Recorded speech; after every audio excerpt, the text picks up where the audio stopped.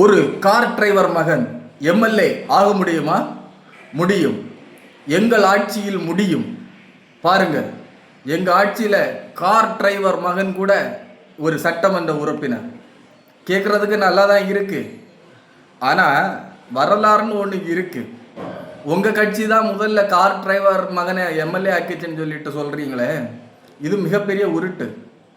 இப்போ ஸ்கிரீன்ல ஒரு படம் தெரியும். இவர் யாருன்னு தெரியுமா? தெரியறதுக்கு வாய்ப்பு இல்லை. ஏன்னா நீங்க இந்த காலகட்டத்தில் இப்ப நடக்கிறத மட்டும் ட்ரெண்ட் ஆக்கி இப்ப நடக்கிறதுலயே வாழ்றவங்க. இவர் 1996 முதல் 2000 வரை பாண்டிச்சேரி முதலமைச்சர். இவர் என்ன வேலை செஞ்சிட்டு இருந்தாருன்னு தெரியுமா? முன்னாள் முதலமைச்சர் கருணாநிதி அவர்கள் இருக்காங்கல்ல, அவரோட கார் டிரைவர். வரலாறு. கார் டிரைவரை முதலமைச்சர் ஆக்கின கட்சி தமிழ்நாட்டில் இருக்கு. நீங்க கார் டிரைவர் மகனை எம்எல்ஏ தான் ஆக்கிறீங்க, ஆனா முதலமைச்சரே ஆக்கியிருக்காங்க. வரலாறு புரியுதா? வரலாறுகளை எல்லாம் படியுங்கள். வரலாறு முக்கியம்.